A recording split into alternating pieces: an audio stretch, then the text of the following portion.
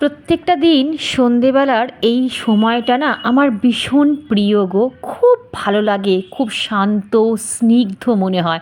চারদিক দিয়ে শাঁখের আওয়াজ, সন্ধেতে যে সব ঘরে যে শাঁখ বাজে, ঘন্টা বাজে, ধূপ ধুনোর গন্ধে মোমো করে, এটা আমার ভীষণ ভালো লাগে জানো তো। আর আমিও আমার ঘরে চারদিকে ধূপ ধুনো সুগন্ধি জ্বালাতে ভীষণ পছন্দ করি।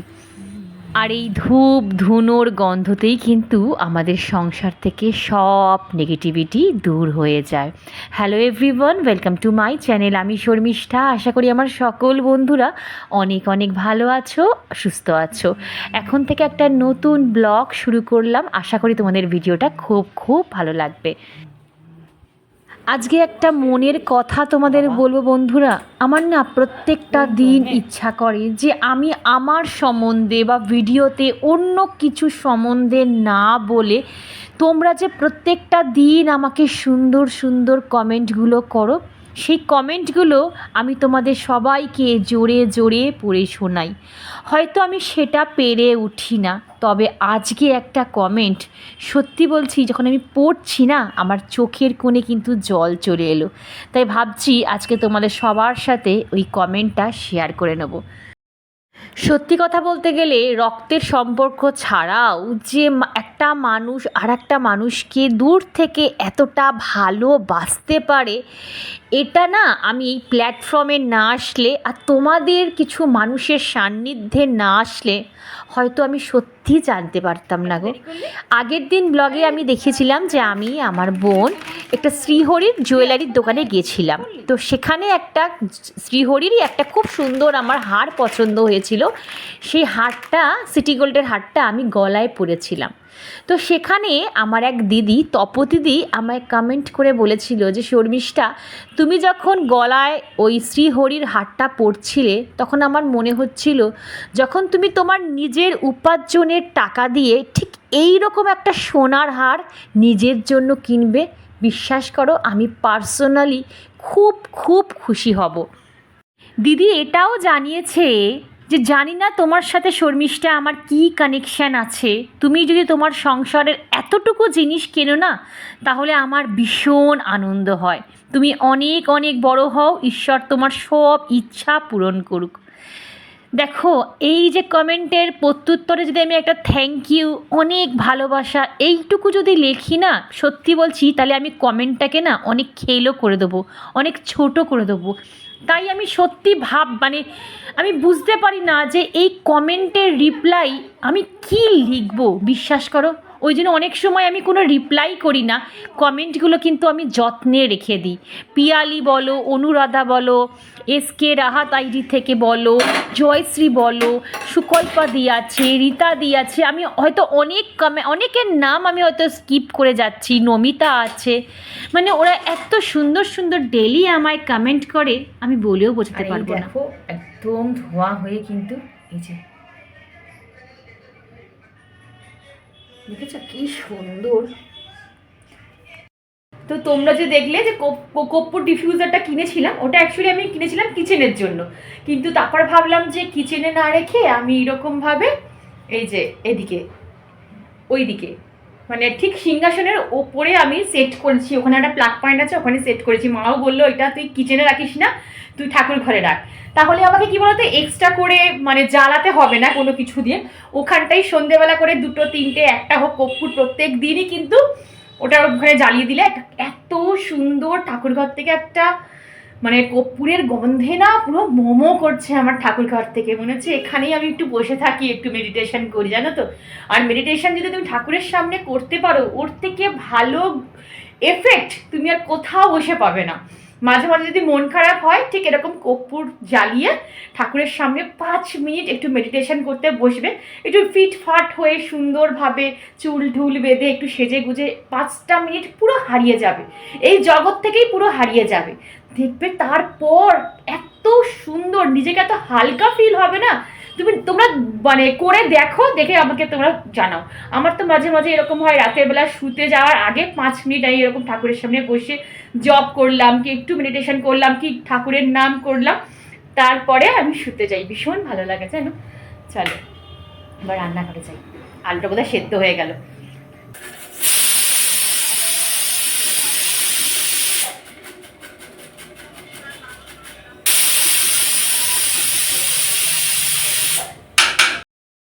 বন্ধুরা আমি এখানে কি কি সবজি নিয়েছি একবার দেখিয়ে দিচ্ছি। তো এখানে যেটা নিয়েছি সেটাকে আলু সেদ্ধ করে গ্রেট করে নিয়েছি, এটা ক্যাপসিকাম নিয়েছি, এখানে বিনস নিয়েছি, এখানে গাজর, বিট। তোমরা যেরকম সবজি তোমাদের ঘরে অ্যাভেলেবেল আছে সব রকম সবজি দিতে পারো, বাট আমার কাছে এই কটা সবজি ছিল বলে আমি এই কটা সবজি আজকে অ্যাড করেছি। তো এখানে আমার সব কিন্তু রেডি করা আছে, যা যা দিয়ে আমি চিজ বলটা বানাবো। বিকেলের পর না এখানে পুরো ওয়েদারটা একদম ঠান্ডা হয়ে যাচ্ছে, জানো তো। প্রত্যেকটা দিনই এখানে ভালো মতন বৃষ্টি হচ্ছে, ঝড় হচ্ছে, বিদ্যুৎ চমকাচ্ছে। এই যে আমি ভয়েস দিচ্ছি এখন তোমরা মাঝে মাঝেই কিন্তু বিদ্যুতের আওয়াজ বা বাজ পড়ার আওয়াজ পেতে পারো। তো যাই হোক, বাইরে তো মুষলধারে বৃষ্টি হচ্ছে, আর বৃষ্টির দিনে বিশ্বাস করো এই চপ মুড়ি বলো বা একটু ঝাল ঝাল স্পাইসি স্ন্যাক্স খেতে কিন্তু ভীষণ ইচ্ছা করে। আর কদিন ধরেই না ভেজিটেবল চপ খেতে আমার ভীষণ ইচ্ছা করছে, কিন্তু আমি বাইরে থেকে সত্যি কথা চপ কিনে খেতে আমার একদম ইচ্ছা করে না। আর সব কিছুই মোটামুটি ঘরে ছিল, কিন্তু এই ব্রেড ক্রামসটা একদমই ছিল না, পুরোপুরি শেষ হয়ে গেছিলো। তো সেটাই ব্লিঙ্কিট থেকে অর্ডার করে নিলাম। আর এইটা একটা পাত্রের মধ্যে ঢেলে নিলাম, আর একটা পাত্রে আমি একটু কর্নফ্লাওয়ার অ্যাড করলাম, ওটাকে না জলের মধ্যে গুলে রেখে দেবো, একটা ব্যাটার করে নেব। আর এইখানে যে আমি সব রকম সবজিটা মেখে রেখেছিলাম তার মধ্যে না একটু চাট মশলা, ক্যাচের যে চাট মশলাটা, ওটা ভীষণ ভালো খেতে, জানো তো, ওটা একটু অ্যাড করলাম, তাহলে খেতে ভীষণ টেস্টি হয়। ব্যাস এইবার দেখো, বেশি আমি কিন্তু ডিপ ফ্রাই করবো না, দেখেছো আমি কিন্তু বেশি তেল দিইনি। আর হাতের মধ্যেও না একটু তেল ভালো করে মেখে নিলাম, কেন বলো তো, হাতের মধ্যে যদি তেলটা মেখে নিই তাহলে যখন আমি এইটা গোল করব, মানে একটা মন্ড আকারে করব, তাহলে আবার হাতের মধ্যে না লেগে থাকবে না। এই দেখো গোল করে তারপর মধ্যেখানে একটু গর্ত করে, আর বেশি করে করে না আমি একটু চিজ অ্যাড করেছি, যাতে ব্যাপারটা একটু চিজি হয়, মানে সেই যখন আমি ভাগ করব, মানে চপটা যখন ভাঙবো তখন যেন চিজটা একদম মেল্ট হয়ে যায়, একদম দোকানের মতন, বুঝতে পেরেছো।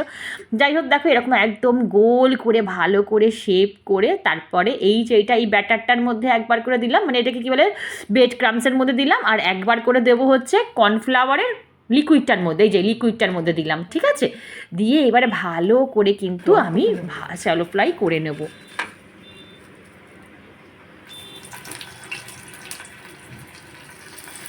বন্ধ করো।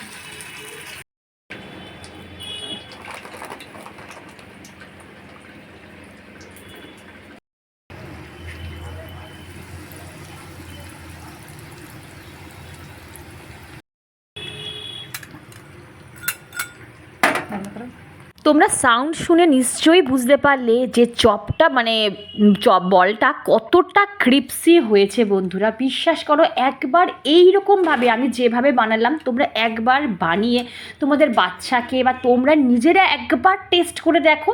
বিশ্বাস করো, বাইরে থেকে চপ কিনে নিয়ে খাওয়াটা টোটালি তোমরা ভুলে যাবে। বাহ, ওরে ওরে মাম্পা, এ তো পুরো দোকানকে ফেল করে দেবে রে মা। যে দুটো অবশিষ্ট ছিল, একটু লঙ্কা দিয়ে আমি আর মা খাবো। আর চিজ বল, বলটা শুধু দেখো কি সুন্দর দেখতে হয়েছে, চপটা একদম দোকানের মতন। যদি আমার ফোকাস নিচ্ছে না কেন বুঝতে পারছি না। এই দেখো, দেখেছো, এই দেখো। চলো, এটা আমি আর মা এখন খাবো। রান্নাঘরে কোনো কিছু করা তো না, যাই করো না কেন ওই পাজা করা বাসন আর রান্নাঘর পুরো এক হাঁটো হয়ে যাওয়া। সত্যি কথা বলতে গেলে কি জানো তো, এই বাসন মাজা আর রান্নাঘর অপরিষ্কার হয়ে যাওয়ার ভয়তে না আমি অনেক কিছু করতে আমার ইচ্ছা করে না, জানো তো। তো যাই হোক, রান্নাঘর একদম দেখো পরিষ্কার পরিচ্ছন্ন করে নিয়েছি। এইবারে আবার চলে এলাম রাতের খাবারের অ্যারেঞ্জমেন্ট করতে। এখন আবার হাজব্যান্ড ফোন করে বলছে রাতে আমি ভাত খাবো না, একটু ঠান্ডা ঠান্ডা ওয়েদার তো একটু খিচুড়ি খেতে ইচ্ছা করেছে। তো এর মধ্যে দেখো আমি মুগের ডাল চাল সব একদম ভালো করে ধুয়ে রেডি করে রেখে দিয়েছি। আর ঘরে আমার যা যা সবজি ছিল, মানে সব সবজি একটু একটু করে দিয়ে দিয়েছি, আলু, ফুলকপি, বিনস, গাজর, আর একটু ফ্রোজেন করা কড়াইশুঁটিও ছিল, সেটাও কিন্তু আমি পরে দিয়ে দিয়েছি।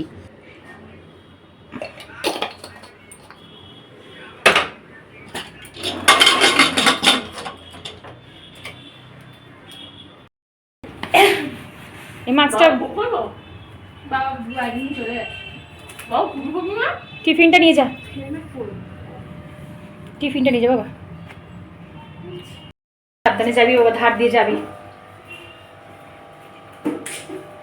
টাটা। জলটা খাবি। দেখো সব ওখানে চলে গেছে, এই দেখো এই দেখো এই দেখো,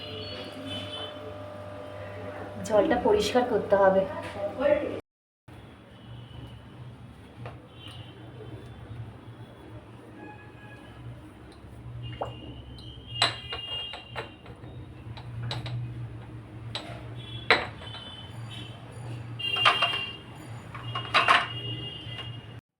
এদিকে রান্নাঘর কিন্তু একদম পরিষ্কার পরিচ্ছন্ন টিপটপ করে আমি চলে এলাম চপ মুড়ি নিয়ে। মেয়ে তো দুগ্গা দুগ্গা করলো, মানে পড়তে বেরিয়ে গেল। এইবারে আমি আর আমার মা একটু চপ মুড়ি খাবো আর একটু মোবাইল দেখবো, ঠিক আছে? এই সময়টা না আমার মা বসে বসে একটু মোবাইল দেখে, তো মোবাইল দেখতে দেখতে চপ মুড়িটা এক্সট্রা একটা পাওনা বলো। আর আমার মা কোনো নির্দিষ্টভাবে কিচ্ছু দেখবে না, শুধু মোবাইল স্ক্রল করে ঘুরিয়ে যাবে।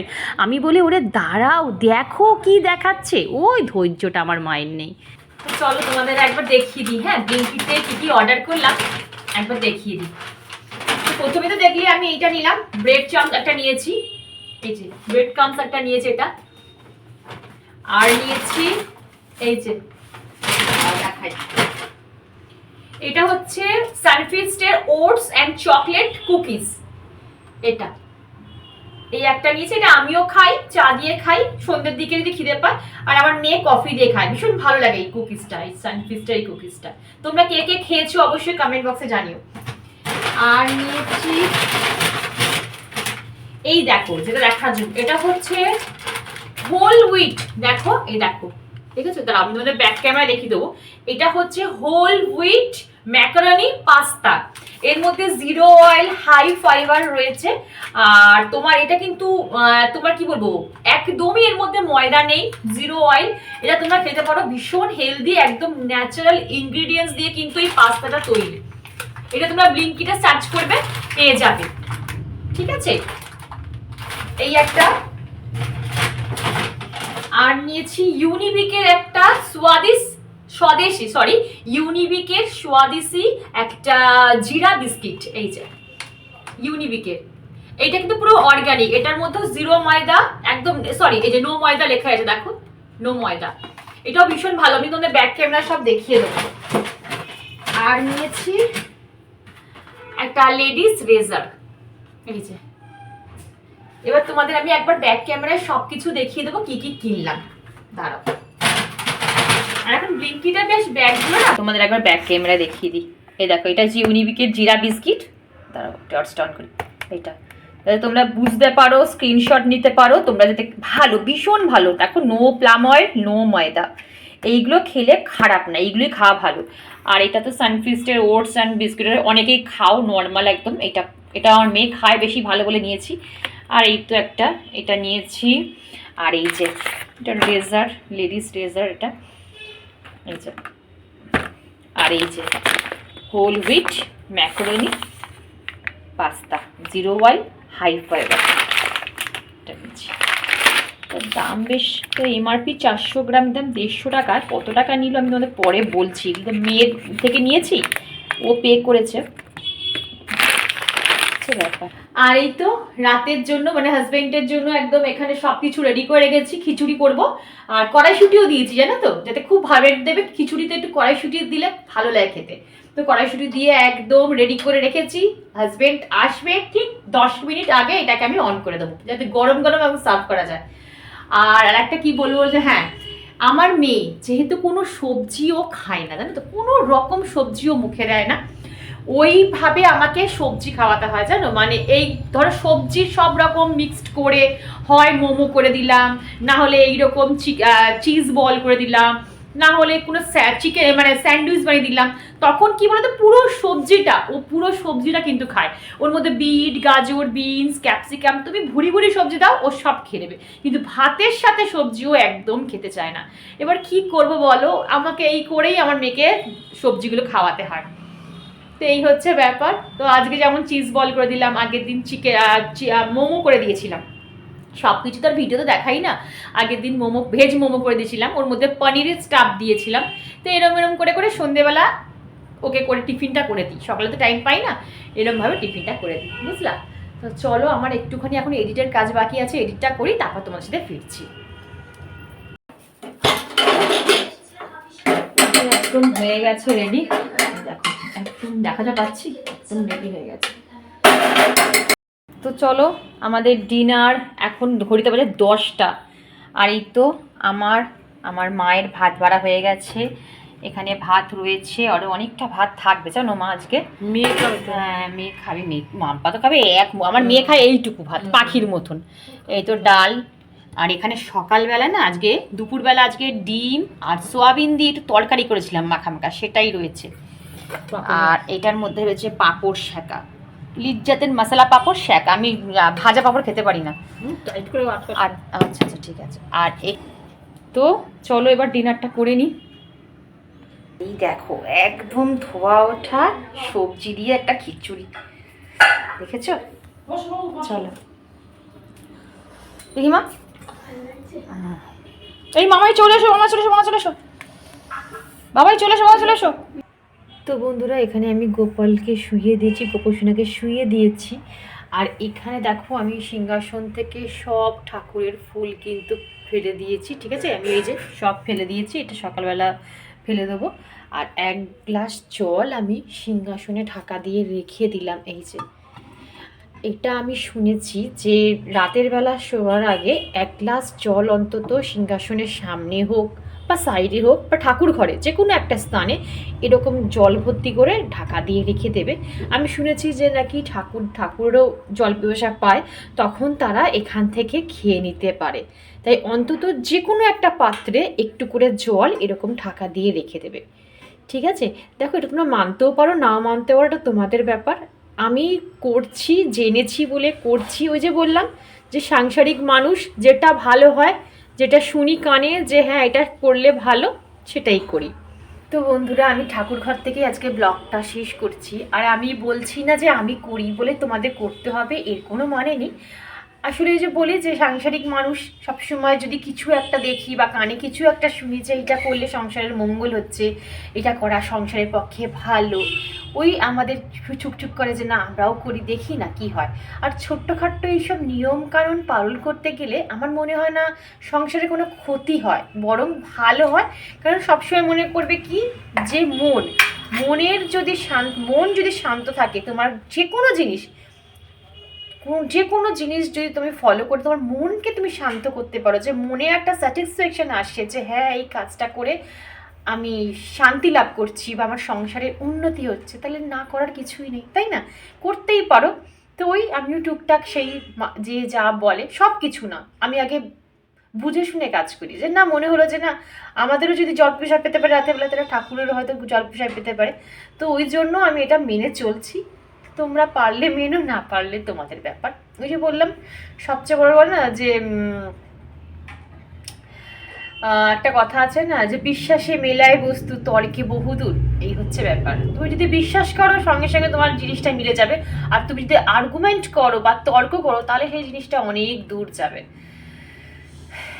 তো যাই হোক অনেকটা আবার কথা বলে ফেললাম। তো চলো বন্ধুরা আজকের মতো ব্লগটা এইটুকুই রাখছি। ভিডিওর কোনো অংশ যদি ভালো লাগে তো প্লিজ চ্যানেলটা সাবস্ক্রাইব করে পাশে থেকে লাইক করো, শেয়ার করো, কমেন্ট করতে কিন্তু একদম ভুলো না। আজ আসি, কাল আবার দেখা হবে। Good night, love you all, tata.